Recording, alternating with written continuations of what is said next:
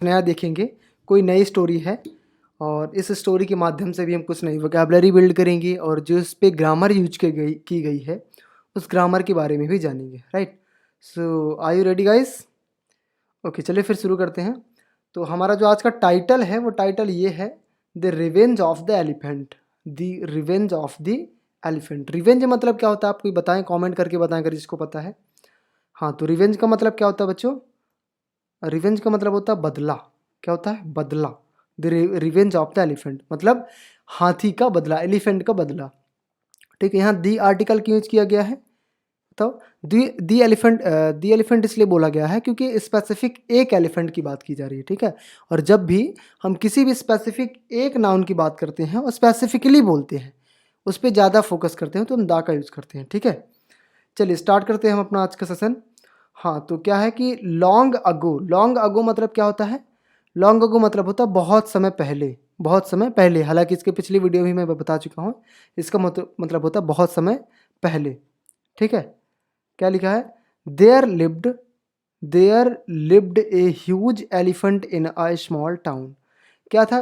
कुछ बहुत समय पहले देयर लिव्ड मतलब एक जगह, लिव्ड रहता था, ए ह्यूज एलिफेंट। एक ह्यूज मतलब क्या होता है? बड़ा, बहुत बड़ा हाथी, ठीक है। ह्यूज मतलब बड़ा, बिग होता है, बिग से बड़ा ह्यूज, ठीक है। लार्जर, ह्यूज, ठीक है। Big elephant in a small town, एक छोटे से टाउन में, एक छोटे से शहर में एक बड़ा सा हाथी रहता था, ठीक है। अब देखो, ये जो पूरा टेंस है किस में है? पास्ट टेंस में है, ठीक है। समझ लेना ये चीज़, ठीक है। चलो आगे देखते हैं। हाँ, the elephant the elephant was very religious and use to give offerings to god in front of a temple. अब देखो अच्छे समझना, द एलिफेंट, ठीक है, वह हाथी वॉज वेरी रिलीजियस। कैसा था वो? बहुत ही रिलीजियस था। रिलीजियस मतलब क्या होता है? रिलीजियस मतलब होता है धार्मिक। रिलीजियस मतलब क्या होता है बच्चों? धार्मिक होता है, ठीक है। सो देखना दोस्तों, the elephant was very religious, वो बहुत बड़ा धार्मिक था। मतलब उसकी प्रवृत्ति क्या थी? धार्मिक थी, बड़ा रिलीजियस था। वो गॉडेस मतलब देवी देवताओं की पूजा करता था, पूजा पाठ करता था। And used to give offerings to give good in front of a to god in front of a temple. और क्या करता था? Used to give. देखो यूज्ड टू गिव का मतलब क्या होता है? यहाँ जो ये यूज्ड टू यूज़ किया गया है, इसका मतलब होता है जब हम कोई भी चीज़ें पास्ट में हैबिट को बताते हैं कि मतलब मैं ये काम किया करता था, यहाँ जाता था, ठीक है। जैसे मैं बचपन में दौड़ा करता था, तो I used to run in my childhood, ठीक है, ऐसा हो जाएगा। मैं अपने दोस्तों के साथ क्रिकेट खेला करता था, I used to play with my friends, ठीक है। तो जब कोई हैबिट की बात की जाती है, कैसी हैबिट? पास्ट हैबिट की बात की जाती है। हैबिट जो पास्ट में होती है उससे जब हम करते हैं तो उस पर हम यूज टू का यूज करते हैं। तो इसमें क्या लिखा है? The elephant was very religious. हाथी बड़ा धार्मिक था and use to give offerings. और क्या दिया करता था? ऑफरिंग्स दिया करता था। ऑफरिंग्स मतलब क्या होता है? चढ़ावा होता है। क्या होता है? इसे आप चढ़ावा भी बोल सकते हैं, प्रसाद भी बोल सकते हैं। अब ये क्या करता था? गिव ऑफरिंग्स टू गॉड, भगवान को वो चढ़ावा चढ़ाया करता था, कि प्रसाद दिया करता था। इन फ्रंट मतलब के सामने, इन फ्रंट ऑफ अ टेम्पल मतलब मंदिर के सामने, ठीक है। अब समझिएगा आगे। Despite despite his enormous body, ठीक है। डिस्पाइट हिज इनर्मस बॉडी मतलब, डिस्पाइट मतलब के बावजूद। डिस्पाइट मतलब क्या होता है? के बावजूद, ठीक है। डिस्पाइट मतलब क्या हो जाता है? के बावजूद। एक और वर्ड होता है इंस्पाइट। इंस्पाइट मतलब के बजाय, ठीक है, इसके बजाय, ठीक है। और डिस्पाइट मतलब के बावजूद। तो despite his enormous body, enormous body का मतलब, इनर्मस मतलब होता है बड़ी मतलब विशाल आकार का। जैसे ह्यूज है ना, ह्यूज की तरह इनर्मस मतलब उसके बड़े आकार होने के बावजूद, बड़े शरीर होने के बावजूद भी वह जो होता भगवान की पूजा किया करता था एंड ऑफरिंग चढ़ाया करता था।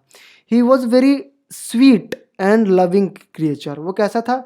बहुत ही स्वीट मतलब एक बहुत ही अच्छा था, और बहुत ही लविंग क्रिएचर मतलब एक प्यार करने वाला, बहुत ही प्यारा प्राणी था, जानवर था, ठीक है, इस तरीके से। फिर आगे, people loved him and always gave him delicious fruit to eat. लोग, पीपल मतलब लोग क्या गया। अब देखो पीपल क्या है? पीपल वैसे भी लोग हैं, तो इसका हम प्लूरल नहीं बना सकते। इसका सिंगुलर होता है पर्सन। क्या होता है? अच्छे से समझ लेना, ये चीज़ बहुत इंपॉर्टेंट है। ये किसी भी एग्जाम पॉइंट ऑफ व्यू से भी इंपॉर्टेंट है, चाहे वो कॉम्पिटेटिव एग्जाम हो चाहे बोर्ड एग्जाम हो। क्योंकि बहुत से लोग कन्फ्यूज आते हैं, पीपल का मतलब सोचते हैं सिंगुलर। नहीं, पीपल ऑलरेडी प्लूरल है और इसका सिंगुलर होता है पर्सन। तो पीपल, कभी भी पीपल का पीपल्स मत कर देना, गलत हो जाएगा आपका सेंटेंस वर्ड, ठीक है।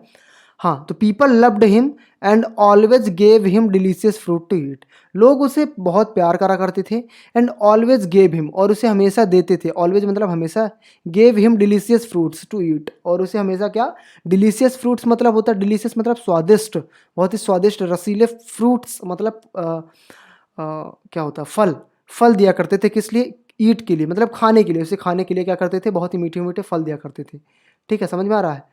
आगे देखें, एवरी डे मतलब प्रत्येक दिन, मतलब रोज, डेली की बात हो रही है।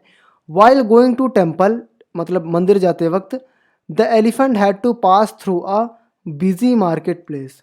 हमेशा डेली की बात है, वो जब वो टेम्पल जाता था तो जाते वक्त, वाइल गोइंग टू टेम्पल जाते वक्त मतलब मंदिर जाते समय, the elephant had to pass through a busy market. Elephant को कहाँ जाना पड़ता, क्या पास करना पड़ता था, मतलब एक बिजी, एक बहुत ही भीड़ भाड़ बड़ी मार्केट की प्लेस से गुजरना पड़ता था वहीं से। हैड टू का मतलब पढ़ना ना पड़ता था, ऐसे टाइप में, ठीक है। जैसे मुझे खाना खाना पड़ता था, आई हैड टू ईट, मुझे जाना पड़ता था, आई हैड टू गो, मुझे करना पड़ता था, I had to run do, ठीक है, इस तरीके से।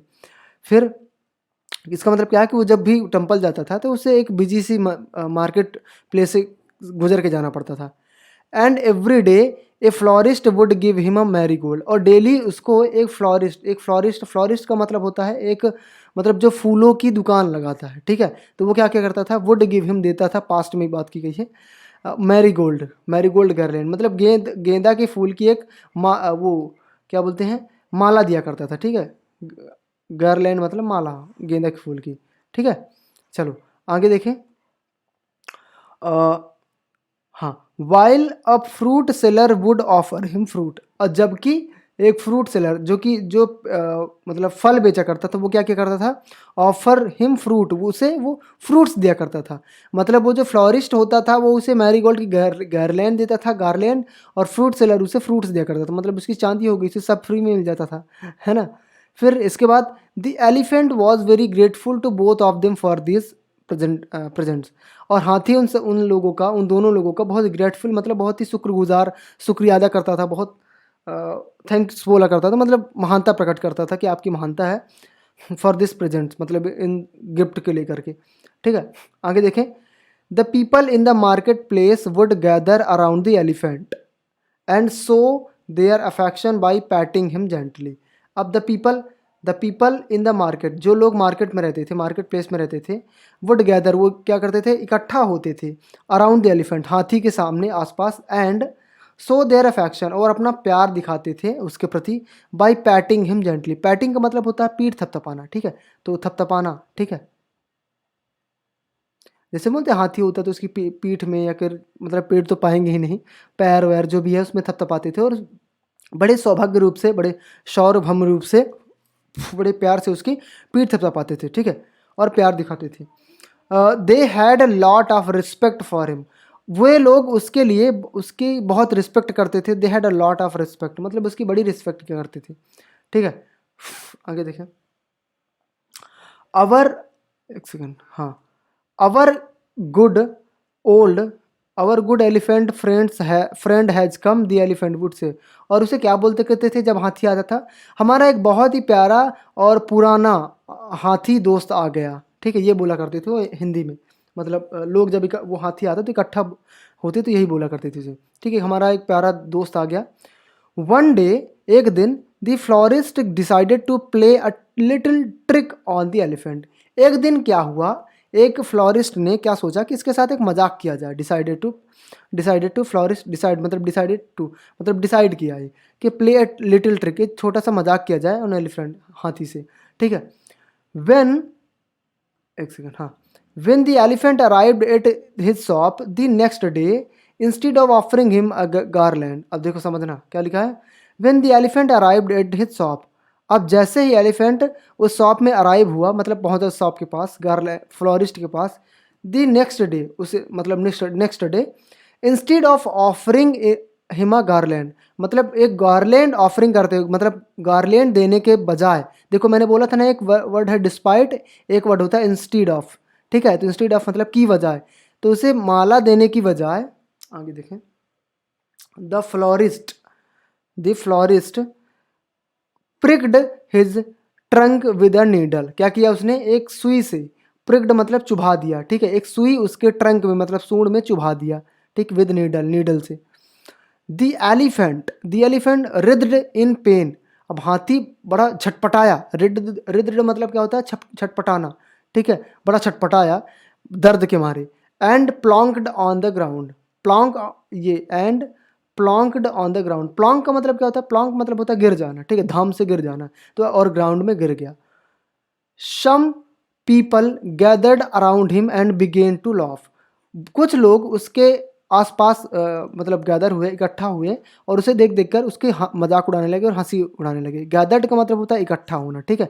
एंड बिगेन, बिगेन क्या है, बिगिन की सेकंड फॉर्म, फर्स्ट, हाँ सेकंड फॉर्म, बिगिन मतलब मतलब शुरू करना, ठीक है, स्टार्ट करना, ठीक है। और उन्होंने क्या किया, began to love, began to यहाँ क्या किया गया है, एक फ्रेज का यूज किया गया है। बिगन टू मतलब होता है कोई भी चीज़ शुरू कर देना, करने लगना, जैसे some people gathered around him, इकट्ठा हुए, एंड बिगन टू लव, और हंसने लगे, ऐसे जैसे मैं खाना खाने लगा, आई बिगन टू ईट, ठीक है, ऐसे इस सेंस में जो है बिगन टू एक फ्रेज का यूज किया गया है।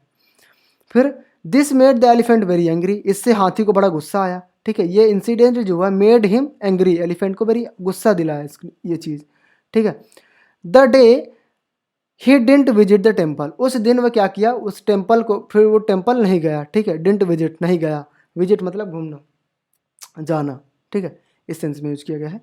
Instead the elephant went to a dirty pond nearby, ठीक है, अब इसकी जगह क्या किया, एलिफेंट जाने की बजाय, इंस्टेड इसके बजाय क्या किया, द एलिफेंट वेंट गया, डर्टी पॉन्ड मतलब एक खराब से, गंदे से, पॉन्ड पास के ही, गंदे से तालाब के पास गया, तालाब में गया।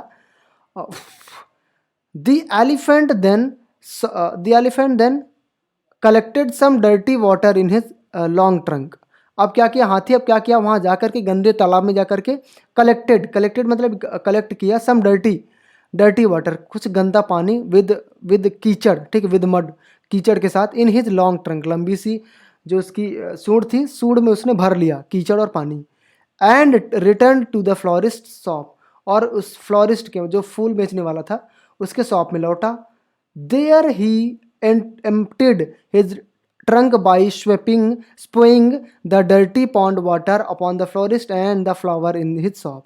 अब उसने क्या किया वहाँ, देयर ही एम्प्टीड मतलब खाली कर देना, ठीक है, एम्प्टी बना है, एम्प्टीड बना है एम्प्टी वर्ड से, एम्प्टी का मतलब खाली, एम्प्टी कर दिया मतलब खाली कर दिया, हिज ट्रंक, उसने पूरी सूंड अपनी खाली कर दी, बाय स्पुइंग का मतलब होता है फुरकना, ठीक है, तो अपने पूरा जो भी सूंड में पानी भरा हुआ था, गंदा पानी पूरा फुरुक दिया, कहाँ, द डर्टी पॉन्ड वाटर, गंदा पानी तालाब का, अपॉन द फ्लोरिस्ट के ऊपर, and the flowers in his shop, और उसके जितने भी फ्लावर्स थे, ठीक है, फ्लावर्स मतलब फूल जो थे वो रखे हुआ था उन सब फूल्स में भी, ठीक है, ये देखो ये दिख रहा है जैसे कि ये देखो, ठीक है, ये इसने क्या किया है, ये पूरा मतलब इसके ऊपर पूरा गंदा पानी फेंक दिया, स्वीप कर दिया, ठीक है, स्पीव कर दिया, ठीक है।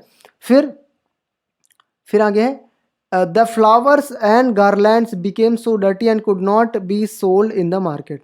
अब क्या हुआ, फ्लावर्स जो थे बहुत, और जो माला थी, फूल और माला जो थे बहुत गंदे हो गए, so dirty and could not be sold in the market, इतने गंदे कि उसे मार्केट में बेचा भी नहीं जा सकता था, ठीक है, इतनी ज़्यादा गंदे हो गए थे। Thus the florist had to suffer a heavy loss of her foolish trick. अब जिससे, दस का मतलब जिसके कारण द फ्लोरिस्ट को had to suffer a heavy loss, इसकी वजह से बड़ा लॉस झेलना पड़ा उसे, सफ़र मतलब झेलना, बड़े हानि झेलनी पड़ी, फॉर हिज फूलिश ट्रिक, इस मूर्खतापूर्ण मजाक के कारण बहुत उसे लॉस झेलना पड़ा, ठीक है। देखा ना, जैसे कि आपने इस छोटी सी सेंटेंस के माध्यम से कैसे ग्रामर्स भी समझी और सेंटेंस को कैसे फ्रेम करना है, नई नई वोकैबुलरी भी समझी, ठीक है, तो बहुत ज़्यादा इंपॉर्टेंट हो जाता है शॉर्ट स्टोरीज से अपन को स्टडी करना। फिर हमारा मोरल क्या आज का, टिट फॉर टैट का मतलब जैसे होता है ऐसा, अब जैसा तुम करोगे भाई, तुम बुरा करोगे तो वो भी बुरा करेगा, ठीक है, तो ये जैसे कि आप देख रहे हैं ये पिक्चर, ठीक है। तो इसी तरीके के शॉर्ट स्टोरीज़ के लिए you can just subscribe our channel and hit the like button and जो भी बेल आइकन वगैरह है सब कुछ ऑन कर लेना, ताकि वीडियोस वगैरह मिलते रहें। इसी तरीके की वीडियोस लाता रहूँगा और आपकी इंग्लिश इंप्रूव करने में आपकी बड़ी हेल्प करूँगा। मिलते हैं नेक्स्ट वीडियो में किसी अदर टॉपिक के साथ, तब तक के लिए अलविदा, जय हिंद, जय भारत।